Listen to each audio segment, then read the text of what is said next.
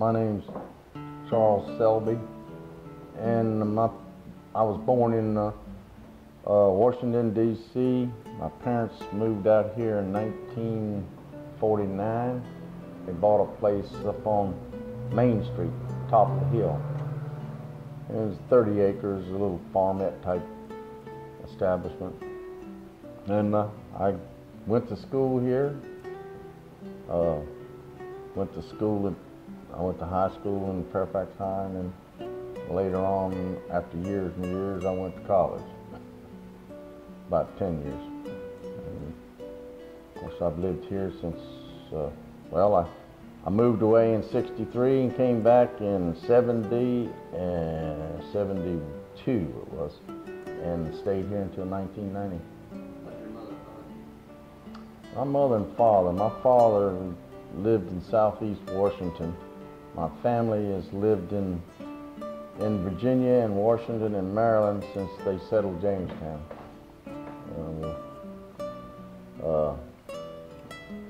My mother's from Nebraska, and she lived on a big ranch out there and rode to school on a pony. And that's how she got her education, grade school education. Then she went to Creighton University, and then was working on her doctorate at Georgetown. Is that where she met your dad? She met my dad, yes. She was doing doctorate work at St. Elizabeth's Hospital, and my grandfather and grandmother owned a restaurant right on the corner of the hospital at the land, and that's where they met. There was a little restaurant. They'd go there and eat, the nurses would, and that's where she met my dad.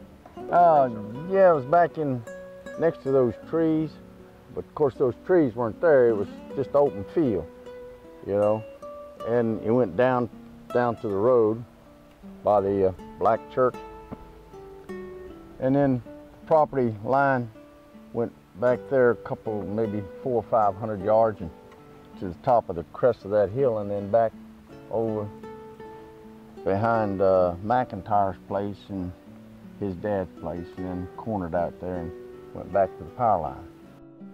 This is the house I grew up from. I guess I was 7 years old. The house was 18 rooms. It was a big house. And when we moved into it, they used to have living quarters above, and they had a kind of like a fire escape, and they came out the top of the house and walked down the thing and got out onto the street that way. When my dad first bought it, the guys had goats and chickens living in the upstairs, and in the house, and they came out onto the roof, and my father rolled up there, and he said, "I don't know if I like this."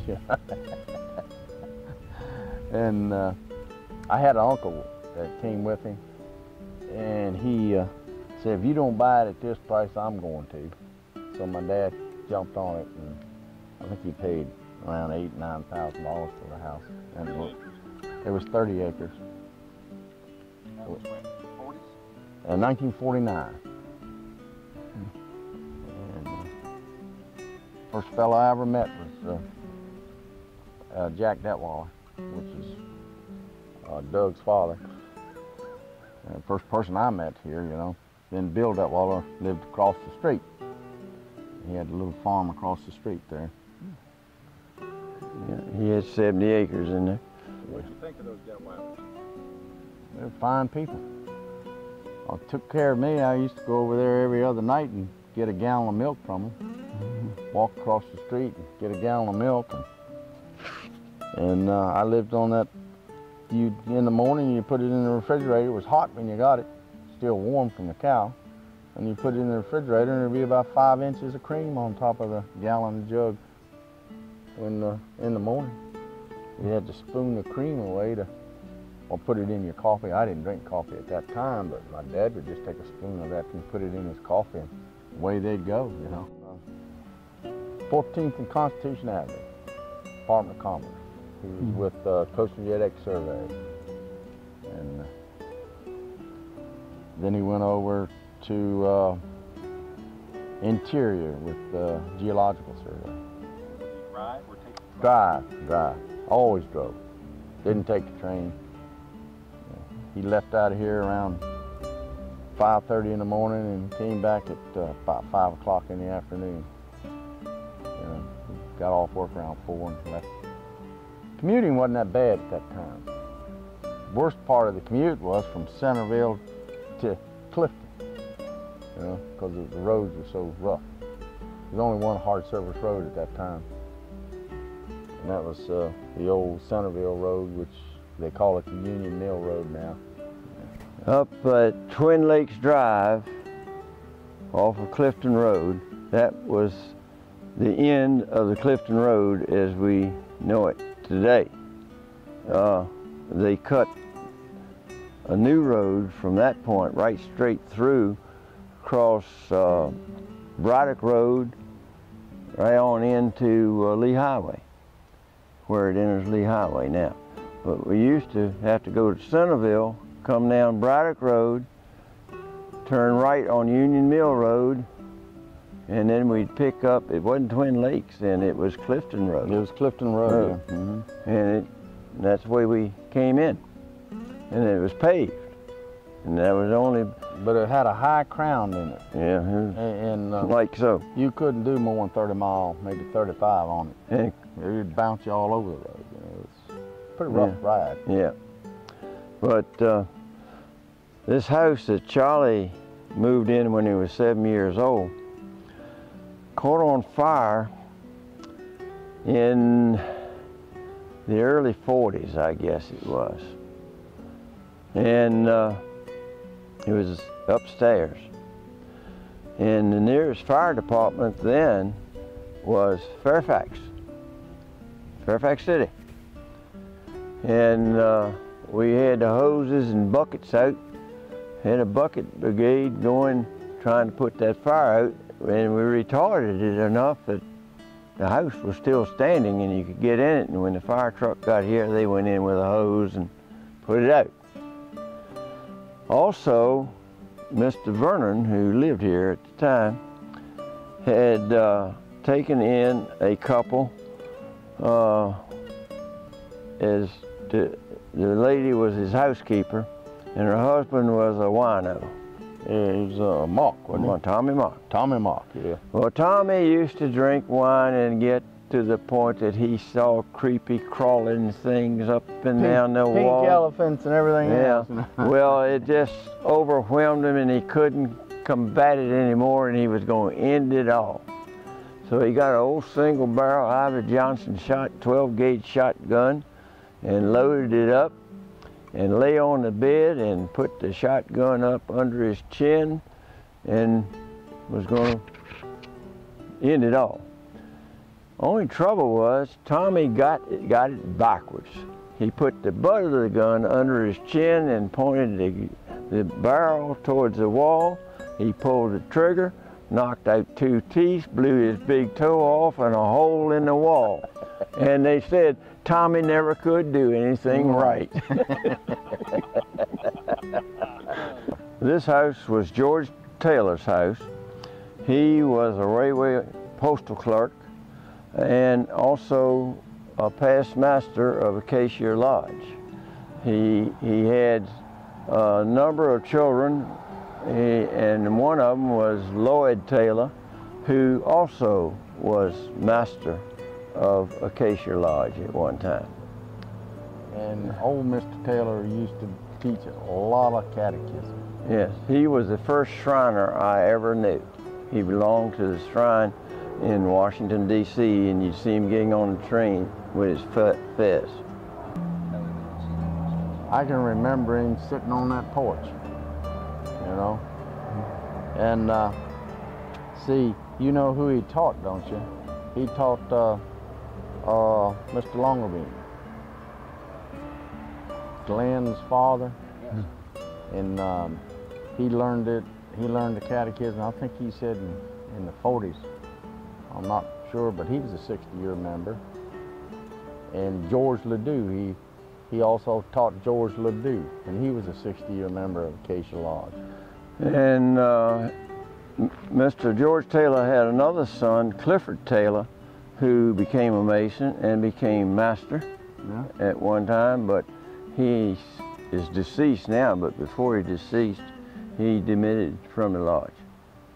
Let's see, I remember back in the early 50s, I was a kid coming home from school, and there'd been an escape at Lorton, and the guy was up there in the end of the alley, and I saw him up there. He had his prison uniform on, and he was picking up walnuts. There's a walnut tree up there somewhere, and he was picking up these walnuts and putting them in his mouth, cracking them, and getting the food out of them, because he was really hungry. He'd been loose for about 3 days, and he asked me, is there a store or anything? I said, well, there's a little old store down here. He said, where's the train? I said, the train's right down here in town. And he went towards the train, and that's the last I saw of him. You know? Think you got away, or? Don't know, and I wasn't that interested in it, you know. But anybody who could take a walnut and crack it with his teeth, I thought was impressive. Well, this is what I've been told back in the 20s and 30s during Prohibition. And at that particular time, it was one of the driest periods during the Dust Bowl era and all that. It was the driest period around here that people could remember. And this little creek down there had so many springs that it always ran, you know. And of course, if you got water, you can put a worm in, and it'll condense the liquor that you're making. And it always worked out. It wasn't that far from anybody's house that you could just kind of slip over the hill and walk to it, and they ran, you know, and made whiskey.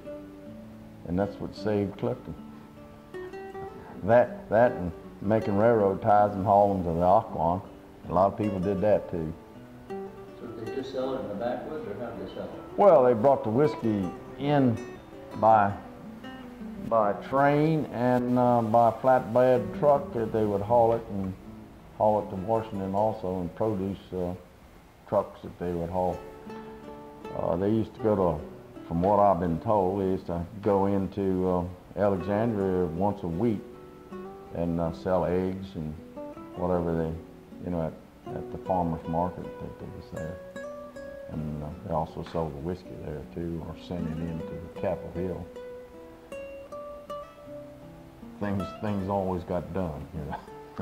Well, dairy industry was a big industry in addition to the bootlegging industry here, as long as the timber activity. But the dairy industry shipped milk to Washington, D.C. to the dairies by the Railway Express car on the commuter train every morning here. And the creamer cans were smaller cans, about 5 gallons, and didn't necessarily have cream. They would have bootleg whiskey in them during the Depression and Prohibition. And these smaller cans would go to Capitol Hill. And this area was renowned for having some of the best bootleg whiskey known to mankind. And it also put a lot of the locals in business on Capitol Hill and employed them. Yeah. Like Swim, and kept him. That's why he got his job, and that's why he was in the bird machine. All that mixed, you know. So what did they make it out of? Well, they made it out of corn, or they could have been a brandy. It could have been like apple cider. They distill it, and I've known people that kept, say, 25, 30 barrels of cider. Over the years, they'd mark them what year they got them, and after about 2 or 3 years, they'd roll them out and let them sit outside, and when it was real cold, and the alcohol would go to the center, and they'd take a hot iron and take the bung out of it and run it into the center of the ice, through the ice, and stick your siphon hose in there and siphon it out and distill it. Had a wonderful taste. I never had hands-on experiences, Charlie. So was it dangerous as a kid to be walking through the woods alone? Well, you knew where you were going, and everybody knew you in town and around the area, and you knew how to keep your mouth shut, you know, because if you didn't, you'd be in trouble. So when you saw a little path going down through the woods, heading toward a creek, would you take it? Well, it didn't matter whether you took it or not, you knew where it was going. Yeah, well, If you knew the woods. yeah, you had to be discreet. Yeah, you just mind your own business. Yeah, just don't get too close to the center of operation.